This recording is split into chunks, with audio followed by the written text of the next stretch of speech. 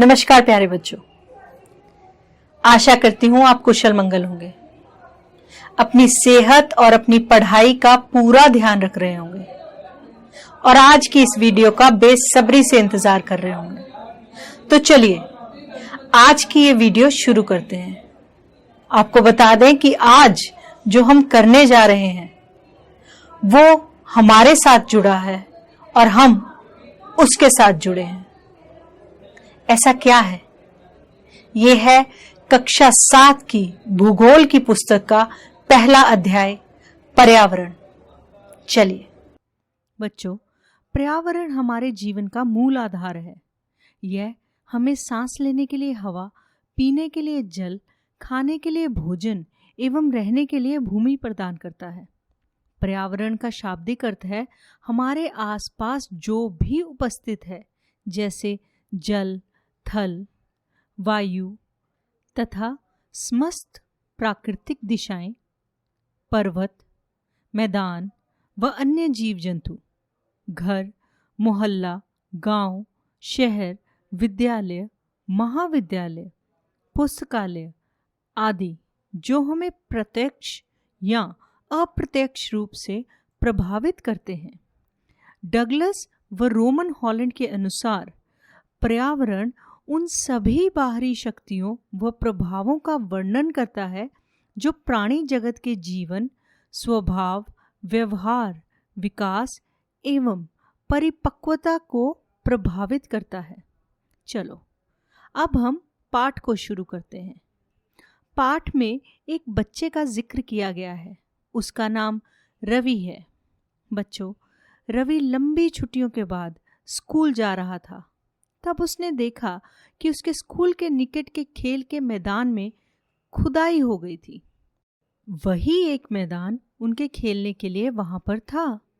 लोगों ने बताया कि वहां अनेक फ्लैटों वाली एक बड़ी इमारत बनेगी।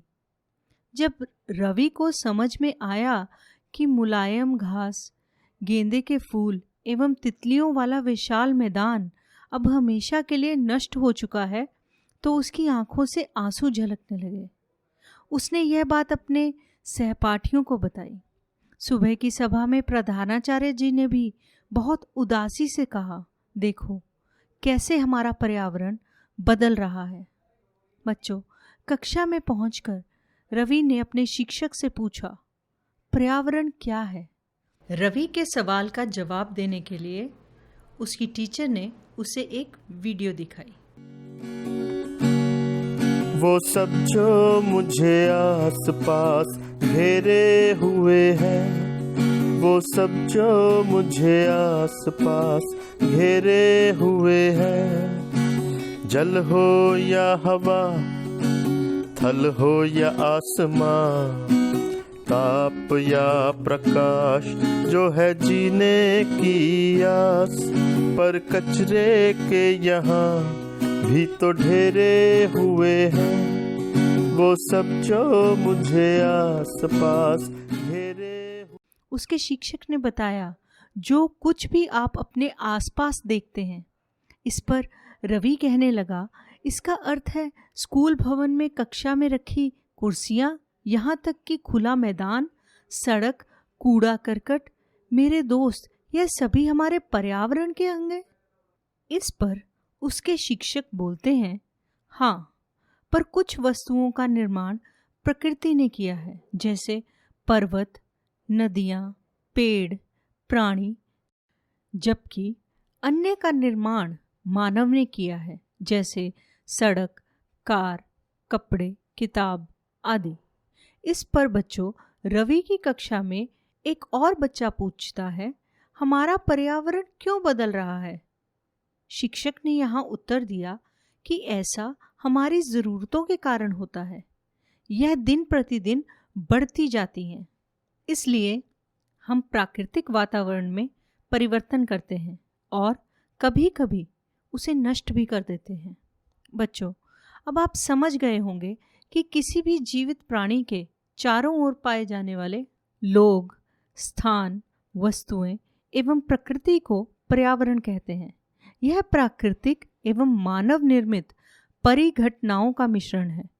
प्राकृतिक पर्यावरण में पृथ्वी पर पाए जाने वाले जीवीय एवं अजीवीय दोनों परिस्थितियां सम्मिलित हैं, जबकि मानवीय पर्यावरण में मानव की परस्पर क्रियाएं, उनकी गतिविधियां एवं उनके द्वारा बनाई गई रचनाएं सम्मिलित हैं।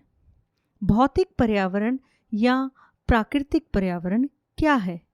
इसके अंतर्गत वायु, जल व खाद्य पदार्थ, भूमि, ध्वनि, ऊष्मा, प्रकाश, नदी, पर्वत, खनिज पदार्थ, विकिरण आदि पदार्थ शामिल हैं। मनुष्य इनसे लगातार संपर्क में रहता है, इसलिए ये मनुष्य के स्वास्थ्य पर सीधा प्रभाव डालते हैं।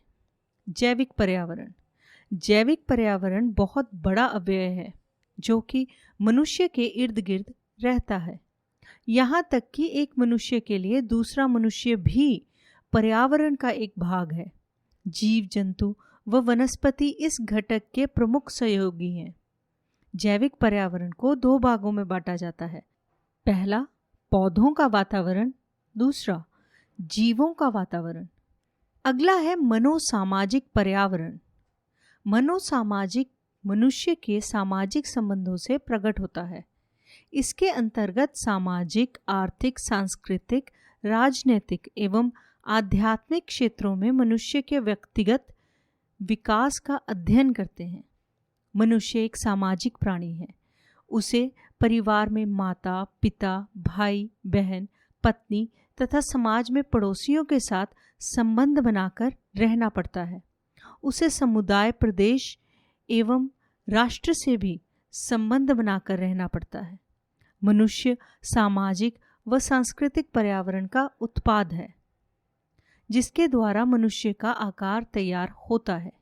रहन सहन, खान पान, पहनावा, ओढ़ावा, बोलचाल या भाषा शैली व सामाजिक मान्यताएं मानव व्यक्तिगत का ढांचा बनाती हैं।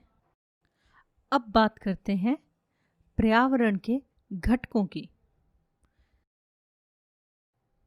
सबसे पहला है प्राकृतिक, उसके बाद है मानव और तीसरा घटक है मानव निर्मित। सबसे पहले हम बात करेंगे प्राकृतिक घटक की, जिसमें हमें वायुमंडल, स्थल मंडल, सजीव जिसे हम जैव मंडल भी कहते हैं, जल मंडल, ये सब आते हैं। उसके बाद बारी आती है मानव की। इसमें एक व्यक्ति, परिवार, समुदाय, धर्म, शैक्षिक संस्थान, आर्थिक संस्थान तथा राजनीतिक स्थिति आते हैं। इसके बाद वो सब चीज़ें आती हैं जो मानव ने बनाई हैं, मानव निर्मित। इसमें आते हैं पार्क, पुल, सड़क, स्मारक, उद्योग तथा इमारतें। बच्चों, पर्यावरण यानी एनवायरनमेंट शब्द की उत्पत्ति फ्रेंच शब्द एनवायरोनेर से हुई है, जिसका अर्थ है पड़ोस। बच्चों, अब हम पढ़ेंगे प्राकृतिक पर्यावरण के बारे में। भूमि, जल, वायु, पेड़, पौधे तथा जीव जंतु मिलकर प्राकृतिक पर्यावरण बनाते हैं। सौरमंडल का पृथ्वी ही एक ऐसा ग्रह है जिस पर मानव जीवन, वनस्पति जीवन और पशु जीवन विकसित हो सका। पृथ्वी पर मानव सभ्यता और संस्कृति की प्रगति हुई। पृथ्वी को भूमंडल भी कहते हैं। इसके 4 मंडल हैं। प्राकृतिक पर्यावरण में जल मंडल, वायुमंडल, स्थल मंडल एवं जैव मंडल शामिल हैं। सबसे पहले बात करते हैं स्थल मंडल की। पृथ्वी के सबसे ऊपर की ओर ठोस परत पाई जाती है। यह अनेक प्रकार की चट्टानों, मिट्टी तथा ठोस पदार्थों से मिलकर बनी होती है। इसे ही स्थल मंडल कहते हैं। स्थल मंडल में भूमि भाग व समुद्री तल दोनों ही आते हैं। स्थल मंडल संपूर्ण पृथ्वी का केवल 3/10 भाग है। शेष 7/10 भाग समुद्र ने ले लिया है। स्थल मंडल वह क्षेत्र है जो हमें वन, कृषि एवं मानव बस्तियों के लिए भूमि, पशुओं को चराने के लिए घास स्थल प्रदान करता है। यह खनिज सभ्यता का भी एक स्रोत है। यह चट्टानों एवं खनिजों से बना होता है, मिट्टी की पतली परत से ढका होता है। यह पहाड़, पठार, मैदान, घाटी आदि जैसी विभिन्न स्थल कृतियों वाला विषम धरातल होता है। यह स्थलाकृतियां महाद्वीपों के अलावा महासागर की सतह पर भी पाई जाती हैं।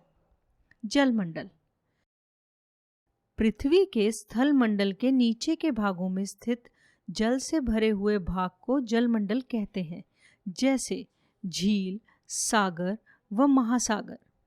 यह जल के विभिन्न स्रोतों जैसे नदी, झील, समुद्र, महासागर आदि जैसे विभिन्न जलाशयों से मिलकर बनता है। यह सभी प्राणियों के लिए आवश्यक है। 97.3% महासागरों और सागरों में है। शेष 2.7 हिमनदी और बर्फ के पहाड़ों, मीठे जल की झीलों, नदियों और भूमिगत जल के रूप में पाया जाता है। वायुमंडल भूमंडल का तीसरा मंडल वायुमंडल है। स्थल मंडल व जल मंडल के चारों ओर गैसों जैसे पदार्थों का एक आवरण है। इसमें नाइट्रोजन, ऑक्सीजन, कार्बन डाइऑक्साइड व अन्य गैसें, मिट्टी के कण, पानी की भाप एवं अन्य अनेक पदार्थ मिले हुए हैं। इन सभी पदार्थों के मिश्रण से बने आवरण को वायुमंडल कहते हैं। पृथ्वी का गुरुत्वाकर्षण बल अपने चारों ओर के वायुमंडल को थामे रखता है। वायुमंडल पृथ्वी की रक्षा करने वाला रोधी आवरण है। यह सूर्य के गहन प्रकाश व ताप को नरम करता है। इसकी ओजोन, जिसे O3 परत, सूर्य से आने वाली अत्यधिक हानिकारक पराबैंगनी किरणों को सोख लेती है। इस प्रकार यह जीवों की विनाश होने से रक्षा करती है। वायुमंडल में परिवर्तन होने से मौसम एवं जलवायु में परिवर्तन होता है। अब बात करते हैं जैवमंडल की। जैवमंडल का विशिष्ट लक्षण यह है कि वह जीवन को आधार प्रदान करता है। यह एक विकासात्मक प्रणाली है। इसमें अनेक प्रकार के जैविक व अजैविक घटकों का संतुलन बहुत पहले से क्रियाशील रहता है। जीवन की इस निरंतरता के मूल में अन्योन्य आश्रित संबंधों का एक सुगठित तंत्र काम करता है। वायु, जल, मनुष्य, जीव जंतु, वनस्पति, लवक, मिट्टी एवं जीवाणु, ये सभी जीवन चरण प्रणाली में अदृश्य रूप से एक दूसरे से जुड़े हुए हैं और यह व्यवस्था पर्यावरण कहलाती है। यह पृथ्वी का वह संकीर्ण क्षेत्र है जहाँ स्थल, जल एवं वायु मिलकर जीवन को संभव बनाते हैं। सौर ऊर्जा सूर्य से प्राप्त होती है। ये जैवमंडल को सजीव बनाए रखती है। जैवमंडल को मिलने वाली कुल ऊर्जा का 99.98% भाग इसी से प्राप्त होता है। पारितंत्र।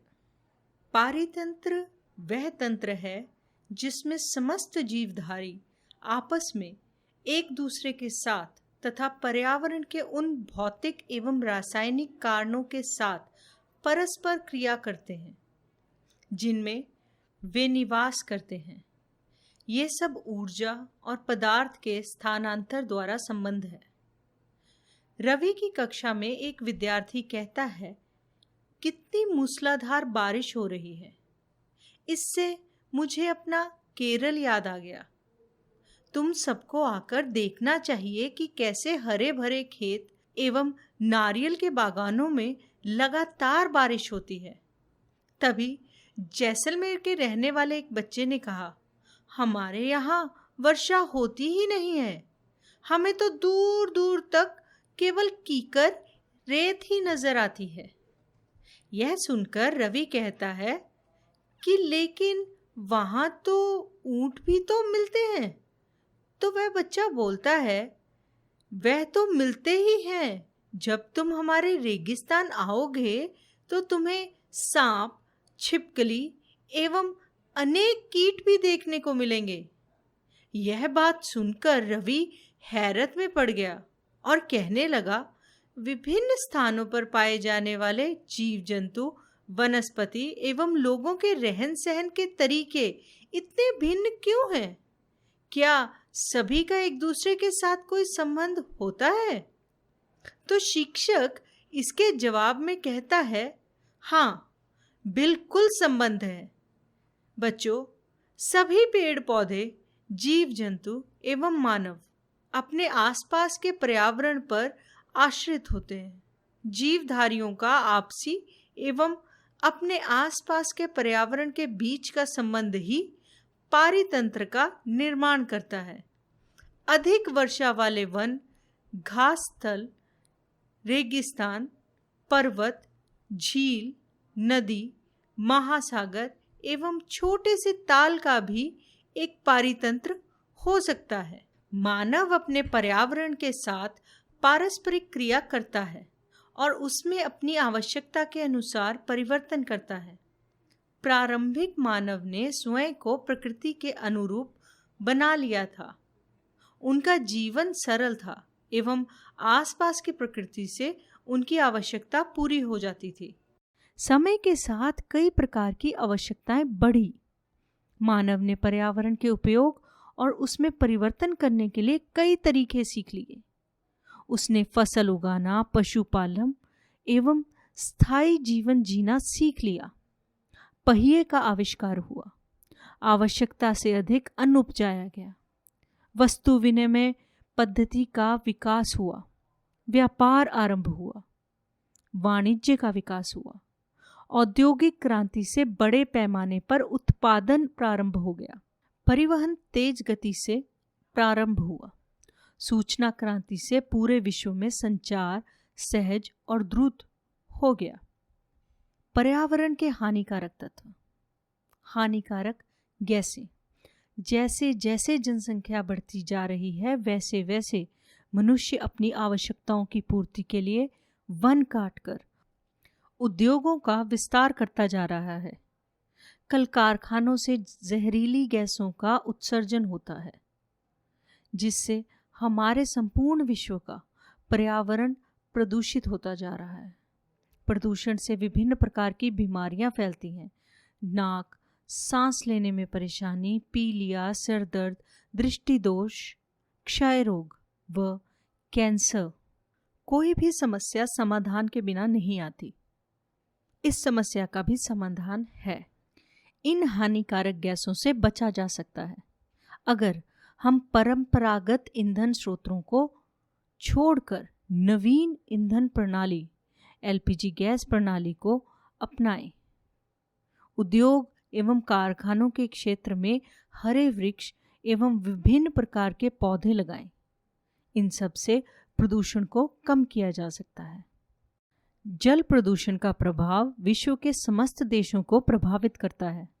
समुद्री प्रदूषण को खनिज तेलों को ले जाने वाले जहाज़ों के दुर्घटनाग्रस्त होने व नदियों के प्रदूषित जल का समुद्र में मिलने से बढ़ावा मिल रहा है।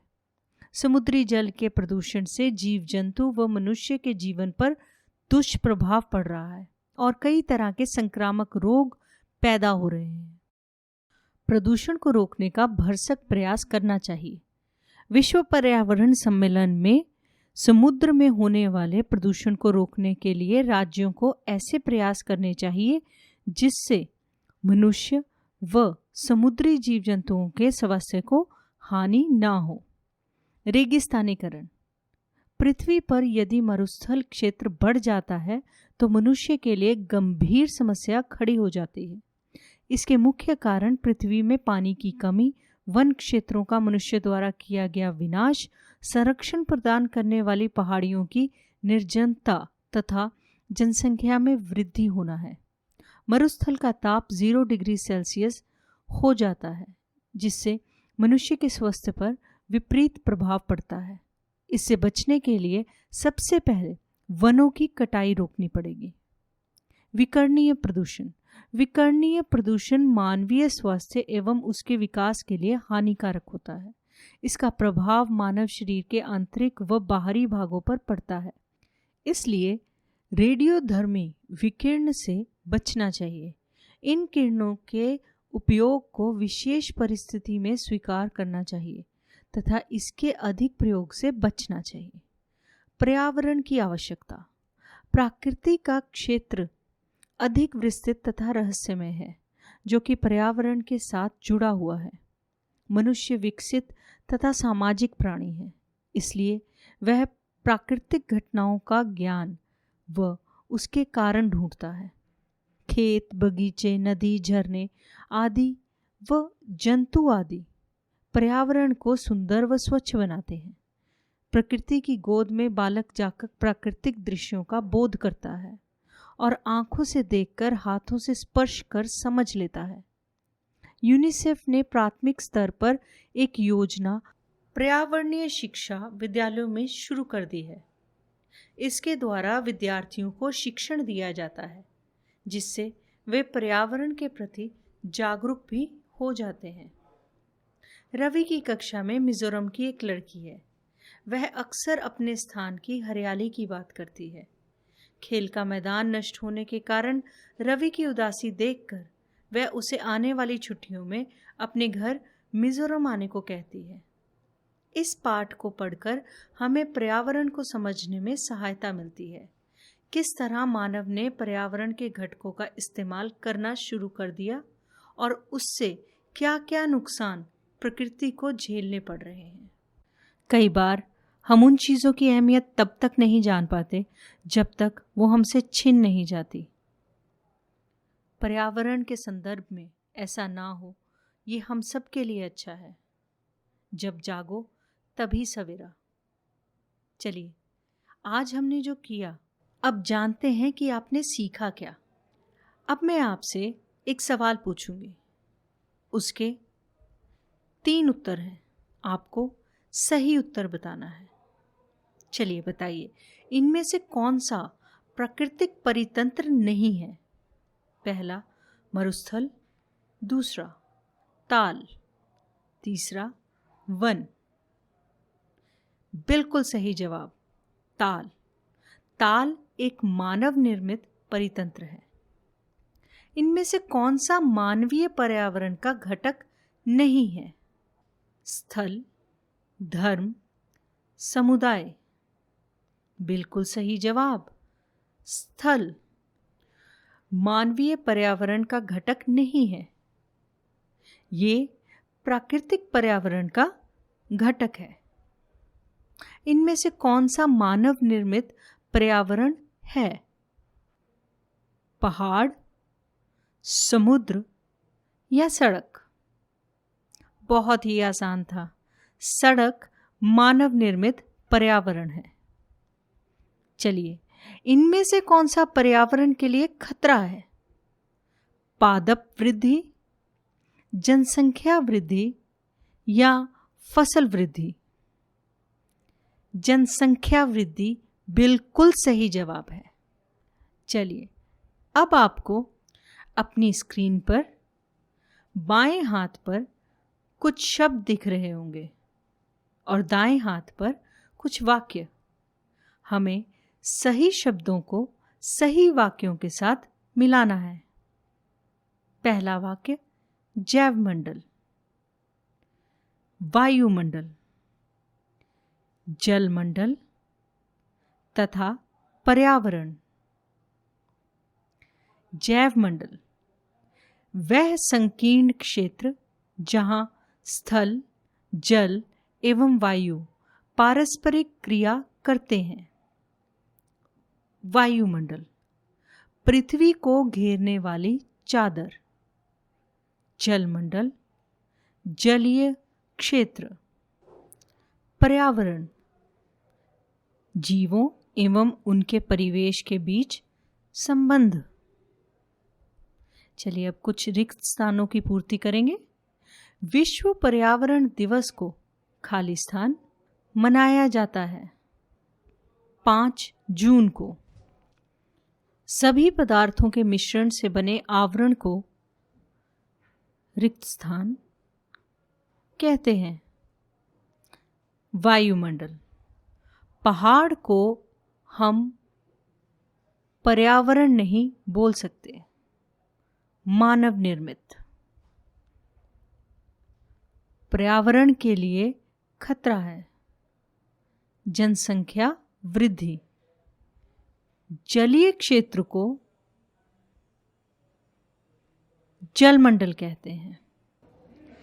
कैसा लगा आज का वीडियो? आशा करती हूं आपको पसंद आया होगा और आप जान पाए होंगे कि किस तरह वो सब जो आपके आसपास है आपसे जुड़ा हुआ है और किस तरह हम अपने पर्यावरण से जुड़े हुए हैं। हमें पर्यावरण ने प्रेम स्वरूप में बहुत सी भेंटें दी हैं और किस तरह अब हमारा कर्तव्य बनता है इसको बचाने का। हम नई वीडियो के साथ जल्द ही वापस आएंगे। तब तक के लिए स्वस्थ रहिए, सुरक्षित रहिए तथा पढ़ते रहिए। जाने से पहले इस वीडियो के अंत में एक गाना है, उसे जरूर सुनिएगा और उसके साथ गुनगुनाइएगा। अपना ध्यान रखिएगा। नमस्कार।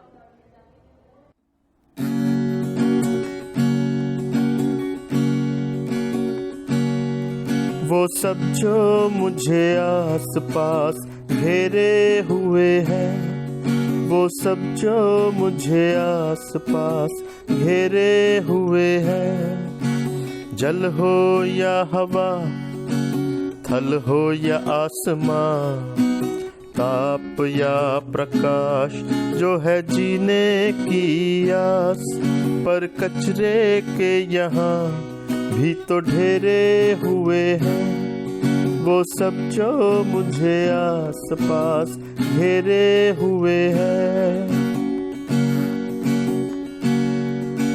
कुछ दिया कुदरत ने, कुछ इंसान ने दिया, मिलकर इन सब ने जीवन आसान था किया। धरती ने देने में कुछ कम ना दिया, पर हमने बदले में इसको सन कर दिया। कुदरत की देन के हम लुटेरे हुए हैं, वो सब जो मुझे आस पास घेरे हुए हैं। अब के जो मिलेंगे जून 5 को हम, पर्यावरण बचाने की खाएंगे कसम। धरती के ये दर्द अब मेरे हुए हैं, वो सब जो मुझे आस पास घेरे हुए हैं, वो सब जो मुझे आस पास घेरे हुए हैं।